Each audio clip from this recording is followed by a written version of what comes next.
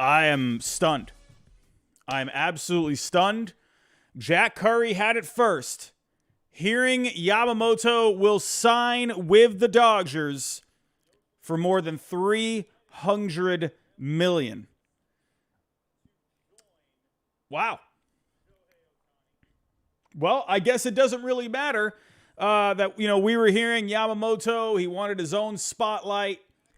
He wanted to have, in the beginning we heard, didn't really want to be in that, perhaps that shadow of Shohei Ohtani.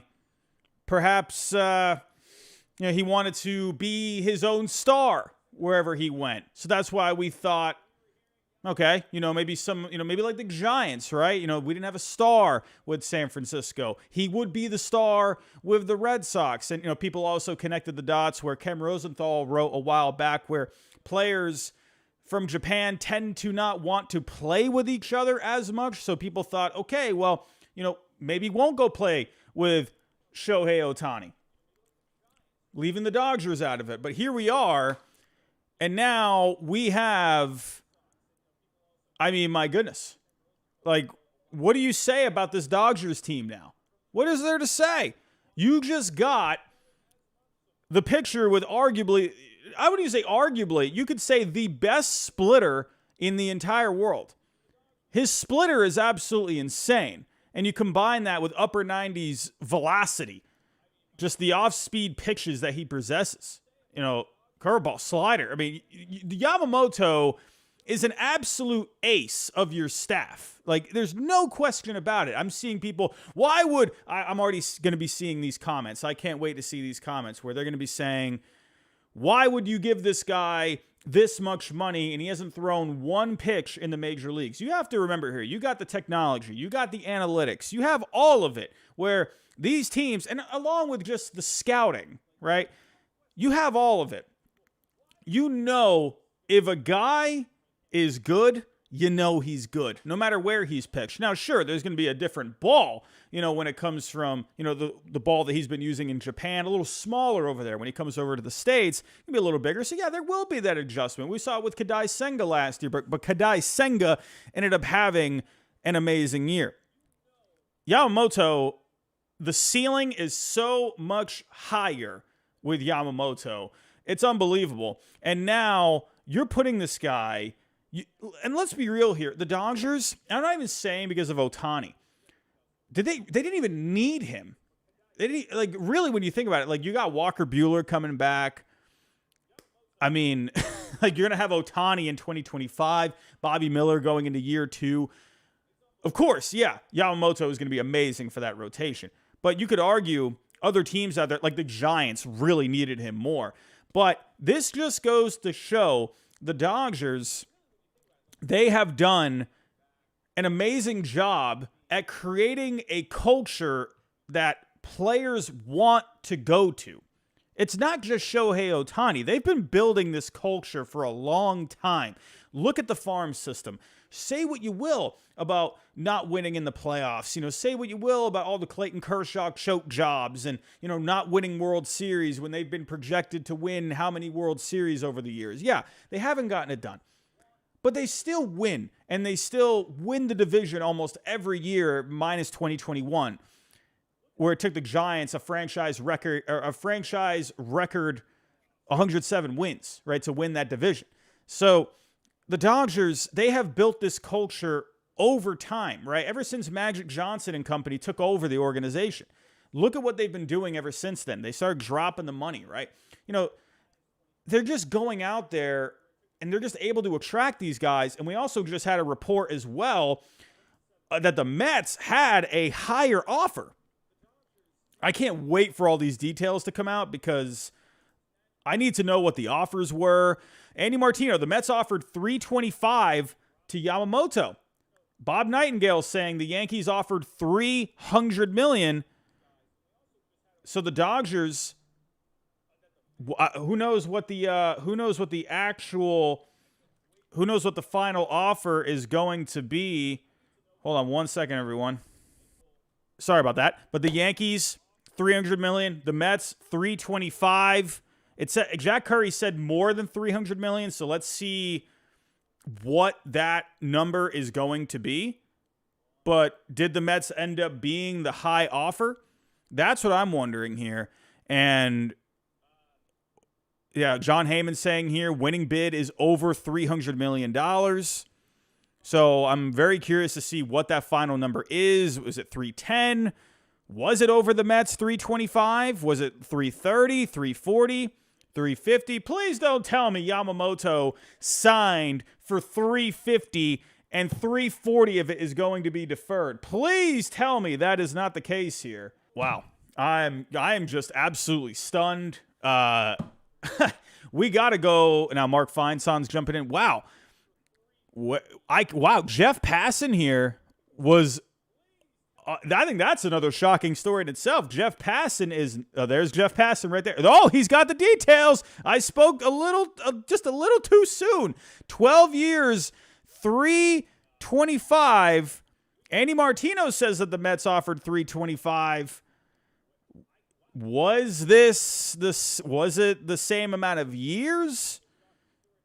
I need to know what the years were. So we're not seeing the years from Andy Martino. We're not seeing the years from John Heyman. Bob Nightingale, they're only putting out the money. We're looking for the years right now. But Jeff Passan is saying 325 over 12. And Michael Marino saying Mets gave Yamamoto the same offer as the Dodgers. He says something about the Yankees. Let me pull that one up too. My computer is chugging right now because of all the breaking news. Everyone, if you can help us out, all I'm asking while you're here, just hit that like button for me. That's all I ask. I will love you forever. But Michael Marino saying the Mets gave Yamamoto the same offer as the Dodgers. Yankees offered $25 million less than both. He opted for Shohei Ohtani and the Dodgers. And listen, I've been saying for a little bit now that, the Dodgers, from what I had been hearing, the Dodgers were under 300 at one point with where they were wanting to go. But I had left out, listen, conversations can change, things can happen, especially when you're the Dodgers, especially when you're motivated to try and get over that hump. Look at what they said to Shohei Ohtani. We feel like a failure no matter how many times we make the playoffs. It doesn't matter if we don't win the whole thing. Well, this is the kind of move you got to make. So taking a look at the AAV, so 325 over 12 years, you're looking at $27 million per year.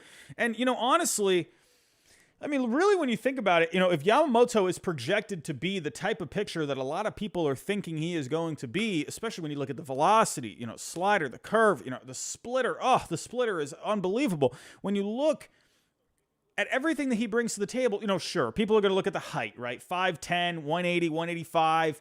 But at the end of the day, the guy's got stuff, right? And he's only 25 years old. I mean, $27 million, if he ends up being that stud that these organizations think he's going to be, that is a bargain. Let's say he gives you, 12 years. Let's say 7 of those 12 years end up being extremely good, right? I mean, goodness gracious. How old was Josh Beckett when he won the World Series with the Marlins? Wasn't he 25 years old at that time? He was right around there, like 24, 25. And look what, Beckett went on to do over his time after he got traded to the Red Sox. I mean, he put together a very solid resume. Josh Beckett was a guy who had, plenty good stuff, right? So if Yamamoto gives you something like that, and he's only 27 per year, while these other guys like Garrett Cole, and so on, or, look at the AAVs. I know they're short deals, but like Verlander, Scherzer, they're getting paid boatloads for their AAVs, but again, short deals. So Garrett Cole would really be the one you compare to here, where Garrett Cole, he's getting paid a ton every single year. And Yamamoto, yeah, it's a 12-year deal, but the difference is he's 25 years old. He's 25. Garrett Cole was 29 when he signed. Yamamoto, the scary thing is he has not even entered his prime. And he has been dominating. He won 3 MVPs in a row, won the three-time Best Picture in Japan award. I'm sorry, I'm going blank on what it's called. Won that 3 years in a row. I mean, my goodness. When you just look at what, Yu Darvish has done coming over. when he came over to the Rangers years back. Daisuke, good first year, second year was okay, but, really, Yoshinobu Yamamoto can absolutely have a better career than Yu Darvish, in my opinion, especially with, how much analytics has come along, with how, pitch shapes are, working into just how pitching coaches are trying to work with pitchers to get them to the next level. Imagine if the Dodgers can tap in to even another level with Yamamoto. I mean, my goodness. But the big thing here, the news grabbing, get ready for it, everyone. I'm going to let you know this right now. I'm going to warn you right now. Get ready for all of the Shohei Ohtani, Yoshinobu Yamamoto pictures, everything. It's going to be everywhere. I'm just warning you now. You're going to see a lot of it, especially over the next few days. If you are a Giants fan, if you are, even a Yankee fan right now, Mets fan, I say don't even go on MLB.com. Don't even go on Twitter X, whatever you want to call it. Don't go on any of it, because that's all you're going to see from the MLB Twitter, from Fox Sports MLB, from all of the Major League Baseball Twitter accounts. That's all you're going to see. You're going to see Ohtani, Yamamoto, and they're going to, it's going to be, it's going to be nonstop. Oh, my goodness. But let's get to some, let's refresh here. About a week ago, I was told the Dodgers were around 275. So my guess was that was probably their first offer, right? And they were ready to move up. I was told, 275 was kind of the number they were looking for, right? So, but it's the Dodgers, and they want to win. And they're doing everything they can. So, yeah, they went up a little bit. They went to 325. But, again, I'm going to speculate here that Yamamoto probably had this idea all along. I don't know, man. I'm thinking that way. I'm feeling that way. That's just my opinion. Who knows if that's what it is, but it kind of feels like ever since they did the deferments for Ohtani's thinking, you know what? Hey, man, I'm going to get my money anyway. Hey, make my AAV end up valuing out at like $46 million per year instead of the 70. Hey, that's going to help us get Yamamoto. That's going to help us try and get a championship. So let's take a look at the Dodgers here. When it comes to the Dodgers, well, now we can say Yamamoto is off the board. Finally. Honestly, I am so glad that Yamamoto is off the board. Can we all please just be like, can we actually, Dodger fans, celebrate. Absolutely. You just made your chances at winning a World Series astronomical. Again, doesn't guarantee it. But this rotation, listen, I understand. We got to wait and see what Yamamoto ends up doing. But you got Yamamoto. You got Glasnow. You got Walker Buehler coming back. You got Bobby Miller going into year 2. You got Sheehan. You got some of these other young pitchers down in the minors, right? Eventually, Dustin May is going to come back. Eventually, Gonsolin is going to come back at some point, right? Even without those guys, your rotation is still looking great. Glasnow is always going to be a bit of a question mark with his health. But are you kidding me right now? What is happening here? This is ridiculous. Are we seeing a dynasty unfold in front of our eyes? I think we could be seeing a dynasty. Am I getting ahead of myself here? I understand. Baseball has to be played on the field. I get that. But look at this. This is stupid. This is ridiculous. We are literally going to see... What? You just landed one of the best bats in the game, easily the best player in the world, and you just signed arguably one of the best pitchers in the entire world, and you have them on your team. This is ridiculous. I can't wait to see how much those Dodger dogs are going to cost. How much are those bleacher seats going to cost? Oh, man. How much is a small beer at Dodger Stadium going to cost? I am curious about that. My goodness. So, yeah, we're getting some reports out now. There's no deferrals. There is nothing going on there. Goodness gracious. I have notifications out the wazoo. Here we go. So Ken Rosenthal, no deferrals in Yamamoto's 12-year, $325, signing bonus of $50 million. So there's definitely going to be a posting fee there. So I believe it's 20% of the first $25 million. I think it's 17.5% of the next $25 million. And then I think it's 15% of the whole contract. So I'm not going to do that math right here. That's going to bore everyone. I'm surprised my potato face is not boring everyone right now. But yeah, that's the big thing coming out now. We're starting to see a lot of news come out now. But no deferrals. All right. Oh, man, we're seeing a ton. But getting back to the Yankees here, 300 over Yankees offered 300 over 10, and the Dodgers and the Mets tied. But at the end of the day, listen, no disrespect to Mets fans. No disrespect.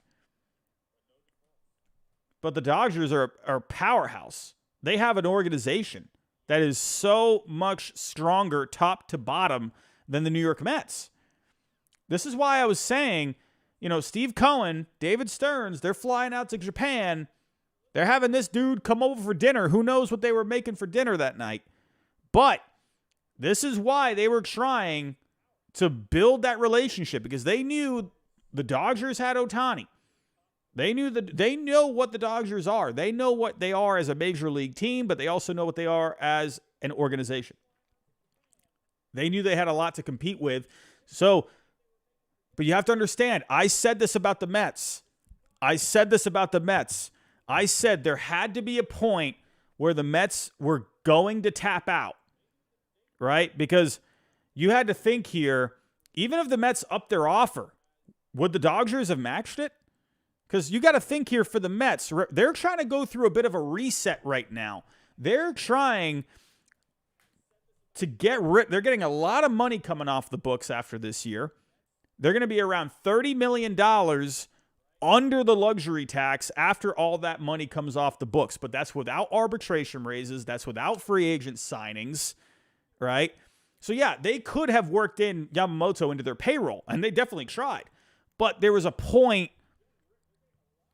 just a point of how far were they willing to go. You're not just going to bring in David Stearns, and I mean this in the most respectful way possible. I mean this as a good thing. David Stearns is one of the nerds. You're not going to bring in one of the nerds, one of those dudes that has shown how good he is at making good, not just good baseball decisions, but good economically driven decisions, right? Where they're trying to get the most value out of players without having to spend a whole lot, right? Now, yes, Yamamoto, yeah, you're going to have to pony up the cash. But I always kept saying, how far were the Mets willing to go? It's the one thing I always kept saying with them. All right, and I said the same thing about the Yankees, because the Yankees already have a high payroll, right?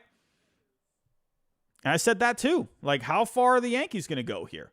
Right? Because they got to worry about Juan Soto, which, sorry, that guy should be a Yankee for life. They should sign that guy long term. You had to worry about him. They didn't have as much money coming off the books as the Mets, right? So that's what made it even a little more hairy for the Yankees, honestly. Because, again, when it comes to luxury taxes, like, we've seen Hal Steinbrenner want to be under that luxury tax. Yeah, there's going to be times you're going to break through it a couple of years, right? But none of these teams are going to want to have to keep paying those luxury taxes every single year. That's why I said the Mets, they literally made their own luxury tax threshold. They literally did that.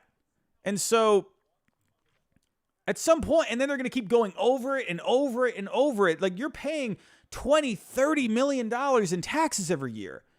Like, like, you can have all the money in the world, but you don't, as a billionaire owner in Steve Cohen, I don't care. Like, if I'm throwing away $30 million in taxes every year and I'm not winning, it's like different if you're winning, but you're not winning, right? The Yankees weren't winning last year, right? Weren't able to get past the Astros a couple of years ago. Sorry, you're going to want to reset that tax at some point. It's just a good money decision at some point to get under it, right? Where the Dodgers, the Dodgers here, you got to remember, they reset it I believe they had reset it last year, right? And go back, right? We all saw, I believe, so the Dodgers, they were under the luxury tax last year. So the threshold, or maybe they were just over it. I thought they were under it last year. I could be wrong, but yeah, I thought they were under it. Anyway, but remember, they kind of held off last offseason, right? You had, a Dodgers offseason last year where they really didn't do all that much, right? You brought in JD Martinez. You made a couple of little signings, but you didn't do anything crazy, right? And now, looking at where they're at here, I mean, my goodness. Now you have Yamamoto in the mix. You're right now at 285. So next year, they do have quite a bit of money coming off the books. I mean, Margot, that's going to be $10 million. Hayward, that's 19. That's going to be up to 19. Joe Kelly's at 8. So that's going to be 27. Rojas, Austin Barnes, that's 8 right there, 8.5. So you're looking at 35 right there, 36 with Blake Trinan. Bueller is at 8, so that's going to be 44.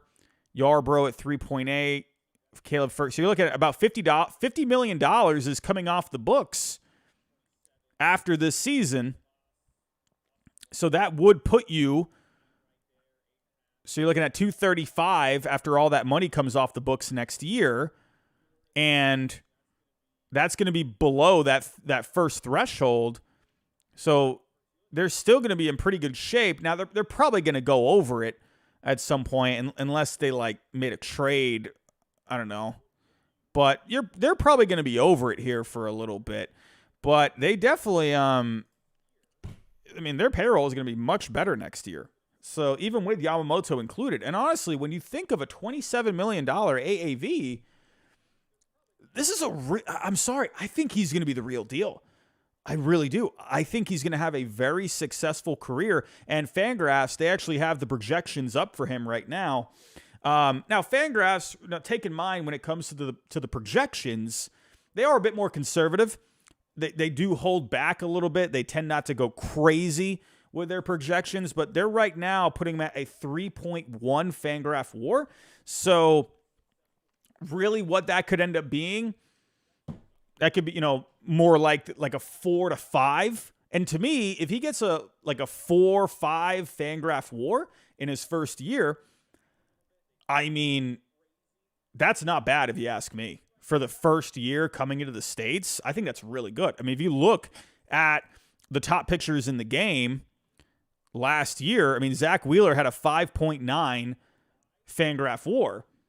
And so if he ends up getting anywhere from a 4 to a 5, I mean, that would put him in the top 15 for last year. So to me, if you're a top 15 pitcher in the game in your first year, I think that's actually really good. Kadai Senga, in his first year, he ranked 21st in Fangraph WAR. So let's look at the first year that Kadai Senga had. And again, Yamamoto, man, when you look at the scouting report, Fangraphs, they recently just put this up here. So you're looking at a 60 fastball. There's a good amount of velocity there. Slider, it could be better, but right now they're putting it at a 45.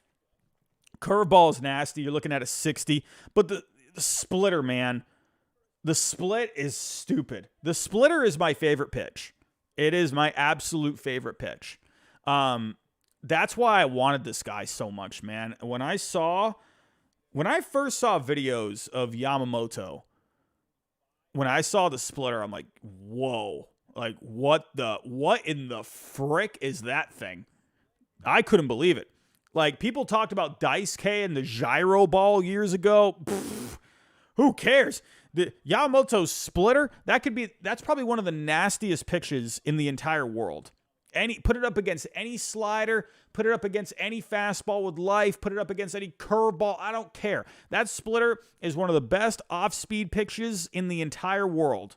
No matter who throws it, this is one of the top. It's insane.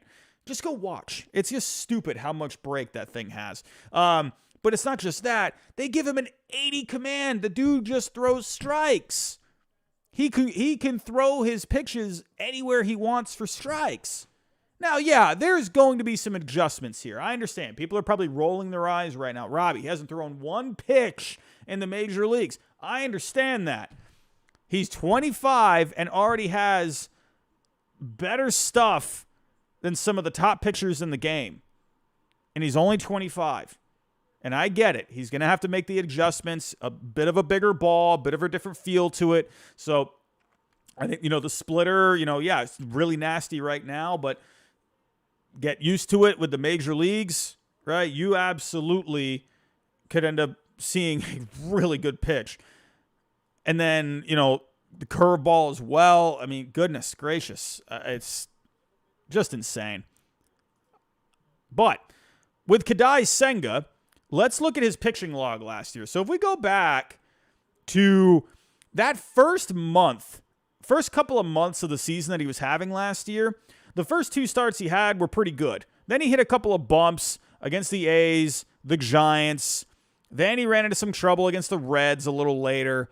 But Kadai Senga, once he got himself to like June, especially July, from like July on, Kadai Senga was insane. He was so good. And we can actually go look at the numbers here. Let me actually pull up his splits or his numbers here from July 1st. From July 1st until the end of the season, he was 6-2 over 14 starts with an ERA of 2.44, the FIP of a 3.30. Those are really good numbers. Very good numbers. Strikeouts, just under 11 strikeouts per 9. You had right around 3 walks per 9, but the home runs were down. Yamamoto is better than Senga. I mean, goodness gracious. You're seeing these numbers here? I mean, it's insane. This Dodgers team is nasty. I'm stunned more at just like how much this is just like a punch in the face to every single team in the major leagues. I can't even imagine what the betting favorites are right now for the Dodgers. I guarantee all the betting sites right now have just gone through the roof with the Dodgers. Like, good grief. When you look at the lineup, Betts, Ohtani, Freeman at the top. That's amazing. We all know how good that is. I think the Dodgers maybe could use some improvement to get full extension in their lineup, right? We saw the offense go completely cold in the playoffs, right? So that's a thing. I'm not going to sit here and be like, oh, the Dodgers, they're a powerhouse team. No, they have some work to do, at least, even if it comes from within, right? These guys just getting a little bit better, right? Could they use another, a right-handed bat in here? You're pretty lefty heavy at this point, right? You got 3 righties listed in your lineup at the moment. So could there be something a little bit different that you work in here? Maybe you do something could you add another outfielder maybe? Right-handed hitting outfielder. Maybe you could bring in someone like a Teoscar Hernandez, something like that.